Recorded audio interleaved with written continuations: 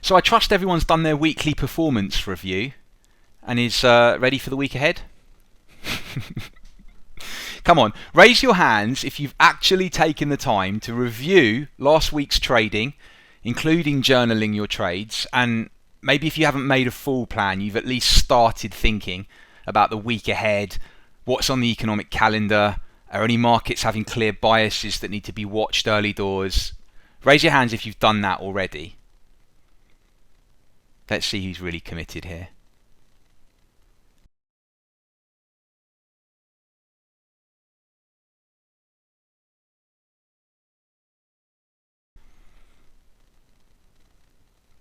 Okay, so it looks like quite a few have.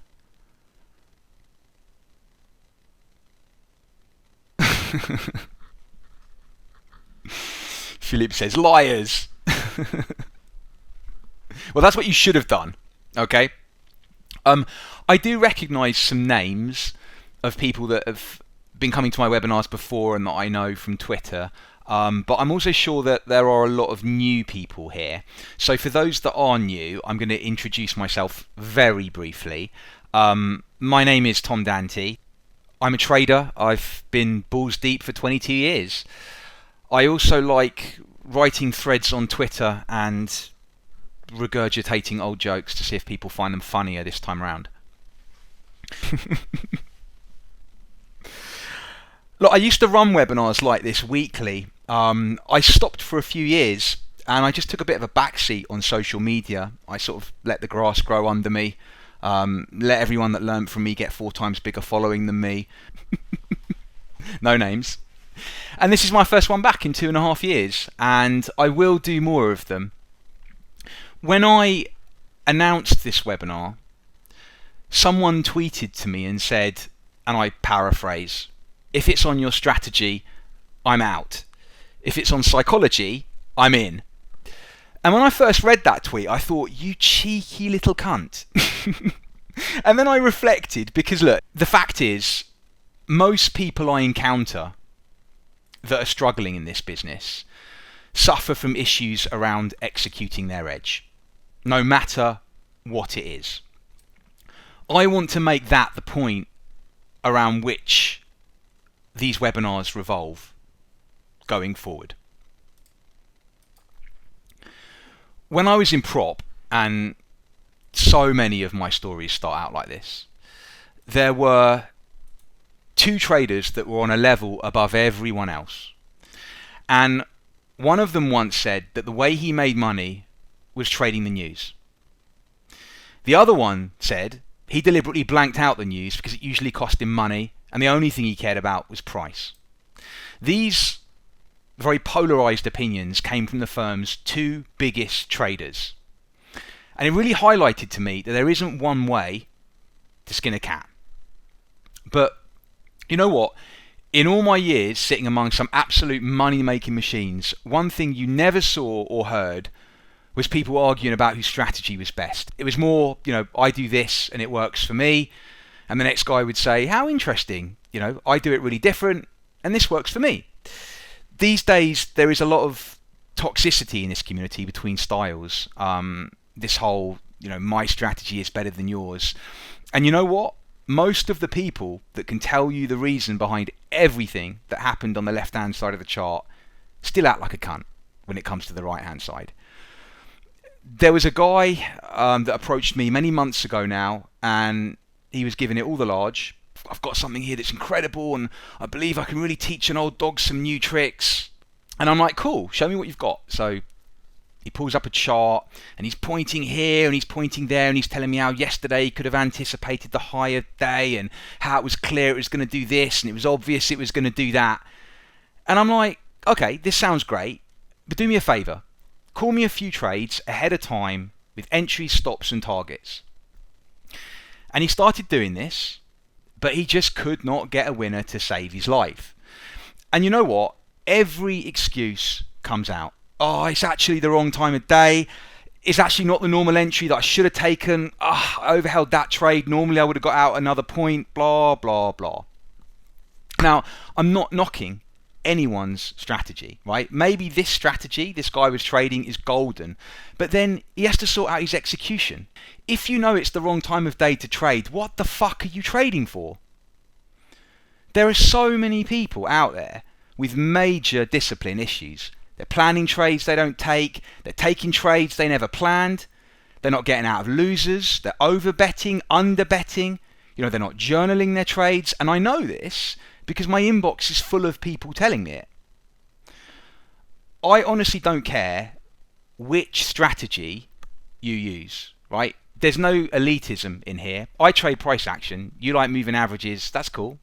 My aim is going to be to make you trade your strategy better.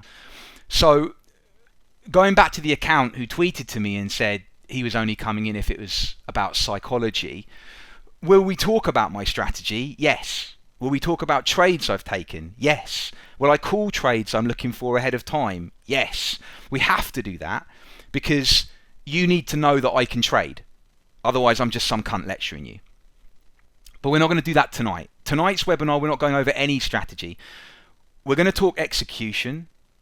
And for those of you that really suffer from issues executing, I want to give you a task for the week. For anyone else that doesn't really suffer from these issues, then you don't need to be here. There's 4 things I want you to concentrate on. And I'm going to go through them one by one, and I'd like you to write them down, and I'd like you to action them. 4 things I want you to do this week. Number 1, this week, don't take any trades that are not part of your edge. Right? Sit on your fucking hands when you can see there's nothing to do. If someone comes back here next week and I randomly pick on them and they tell me that they took a trade that wasn't part of the edge, you're out the webinar, we're done.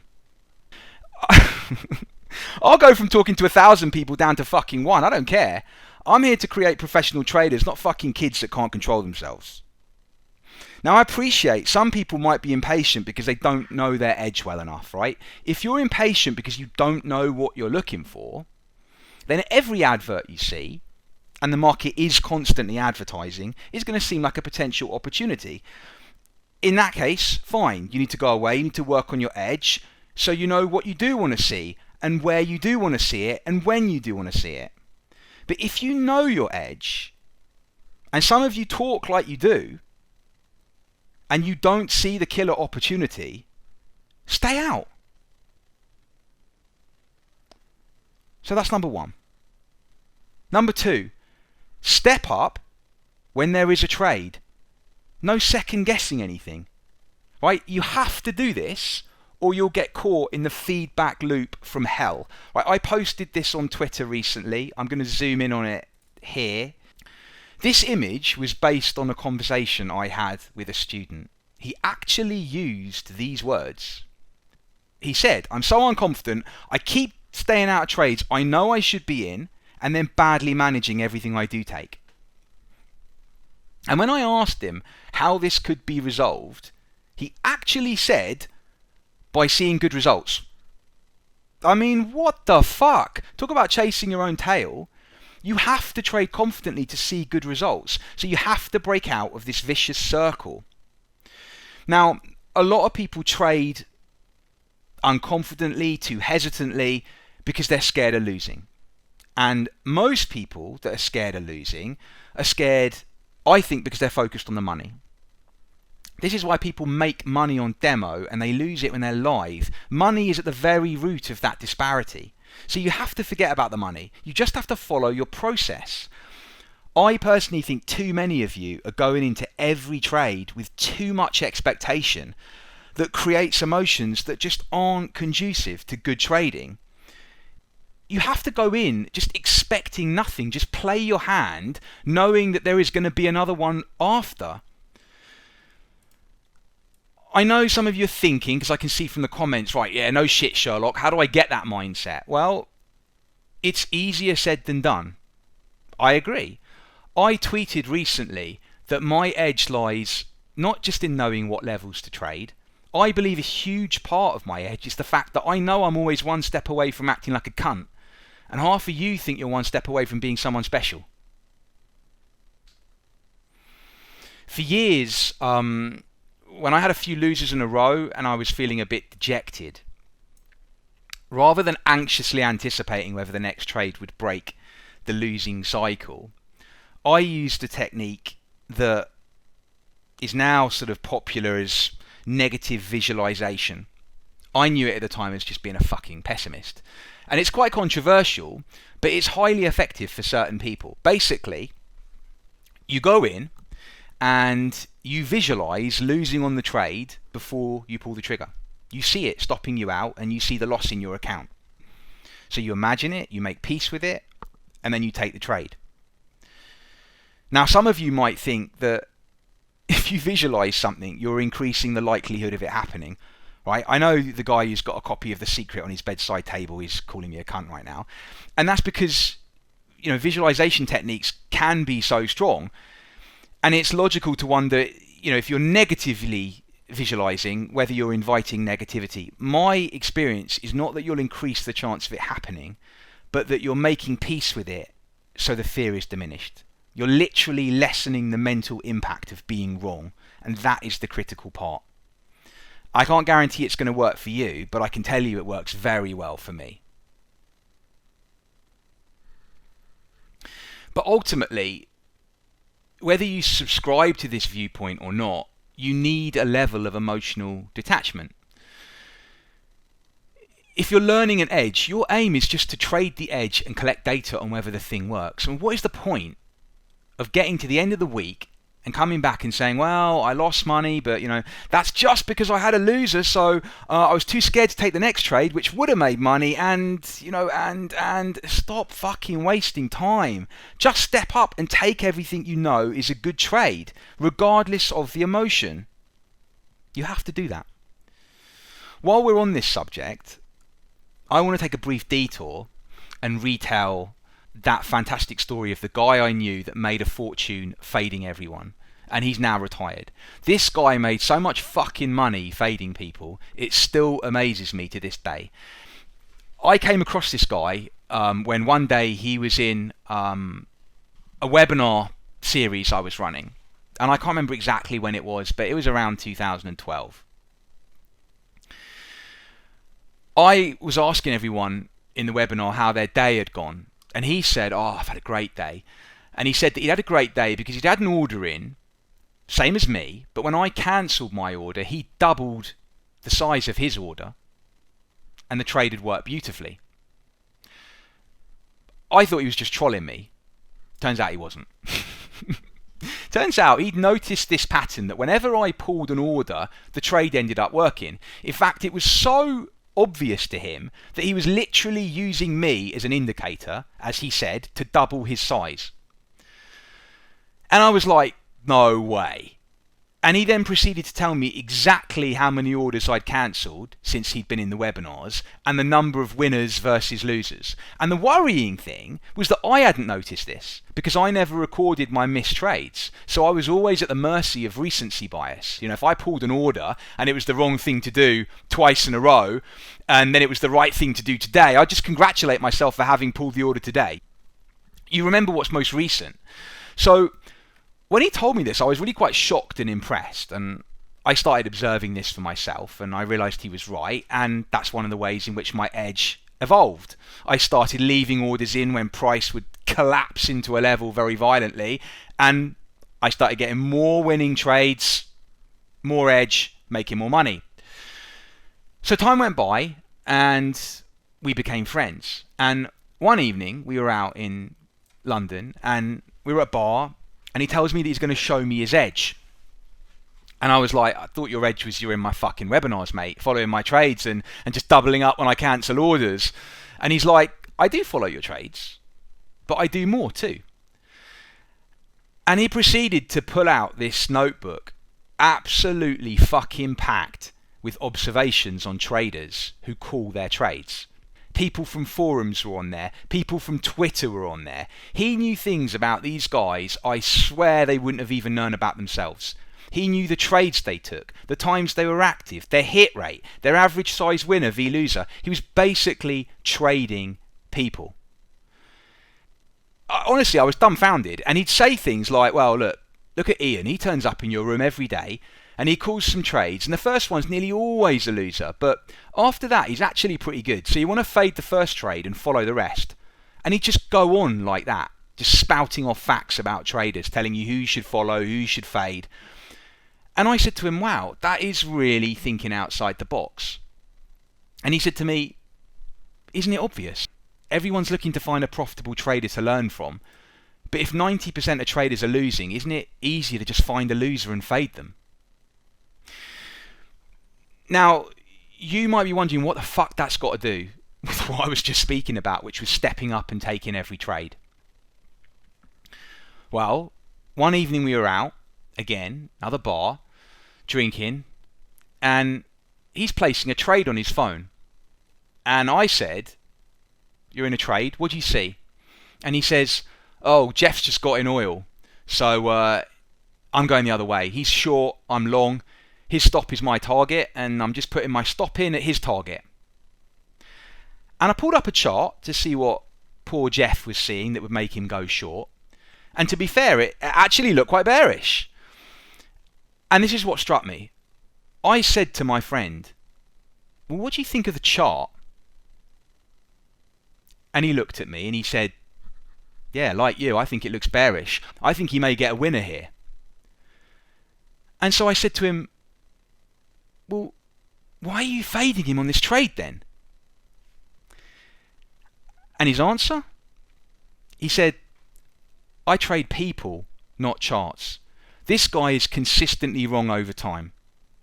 If I start cherry picking which trades I think he's going to be right on, then I'm bringing in my own read. And if I was that good at reading the market, I wouldn't be fading this cunt for a living, would I? Point taken. He's now retired a multi-millionaire. His strategy was fading people. But I see so many people on Twitter trying to be cool, saying, oh yeah man, I'm fading sentiment. I literally mean they go long at a certain price. He immediately goes short. We're not talking about fading sentiment. We're talking about fading trades. They've got a stop in. That's his fucking target. They've got a target. That's where he's fucking stopping out for a loser. Because even losing traders are going to have winners. So he was literally tracking people, following winners, fading losers. Let's move on. Point number 3. This week, alongside staying out of the market when you've got no edge and pulling the trigger every time you believe you do have edge, make sure you are trading the market. Okay? The market is the thing moving up and down in front of you on your fucking screen, right? The market is not the fact that you did your ass in the last 3 trades. The market is not the fact that your wife called you irresponsible for not having a proper job and you're still resentful about it. The market is not the fact that you're trading 1/100th of a lot. So this massive move you're in has made you fucking $6 and you want more. The market doesn't care that you need it to move up 14R to get to a new account high. Honestly, I'm talking from experience. I cannot tell you how often I used to get in a trade, see it go to my next level, look at my P&L and go, nah, that's not enough for a day's work, and start looking for reasons to hold. You have to trade what you see in front of you. And all I did was just keep giving back profit when I traded like that. I remember someone in crypto messaging me a little while back and saying, I can't get out of Bitcoin now because I had 100 grand yesterday and now it's only 80.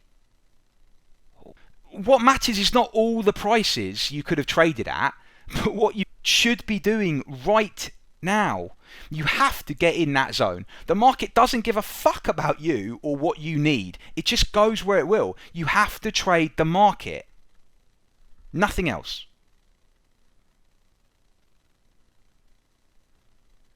Point 4. Learn something from your trades. Right? You have to stop doing the same thing and hoping for a different outcome. I mean, I see people doing this all the time, and I don't know whether to fucking laugh or cry. Probably I should be doing both. If you make a mistake, for God's sake, learn from it. You need to be, in my opinion, especially if you're new to this, but even if you've been doing it for quite a while, coming in with a plan every day. I tweeted this plan that we were given in prop. It's a basic sheet that we were given to fill in every day. It's massively useful. Follow that up when you finish filling this in with the Demon Finder. I'm not saying anything new tonight. I'm not posting anything new tonight. You guys should all be doing this. You can use a Demon Finder to quickly identify bad practices, and then the next thing you want to do is map out the situations in which bad practices occur. So, if you, for example, find that you're ticking the trade not in plan box, and you're literally coming in every day, trade not in plan, trade not in plan, trade not in plan, then you've got to look at, is that costing you money? And why are you taking these trades that are not in your plan? Maybe they occur right after you get frustrated from having 2 losers in a row, for example. Then you need to insert something into the process that will make the bad practice impossible. So, for example, I personally have a rule that if I hit 2R down for the day, I stop trading on my swing strategy. Ultimately, it is all learning. You have to just learn from your experiences, and that's how you progress. You can learn something when you win. You can learn something when you lose. And by the way, losing streaks are going to happen. There's no shame in being in drawdown. It's only dickheads on Twitter that make this a taboo issue. But if you're going to DM me and tell me you're losing, you better fucking tell me what you plan to try doing about it. I don't care if you're down 10% on account, as long as I know that you're doing something about it. It's when people are just sitting there like a rabbit in the headlights with no idea of what's going on, but still cracking trades, that I get really worried. And it's those traders that I believe aren't going to be going anywhere. So we've come full circle. We're back to what I said at the beginning of the webinar.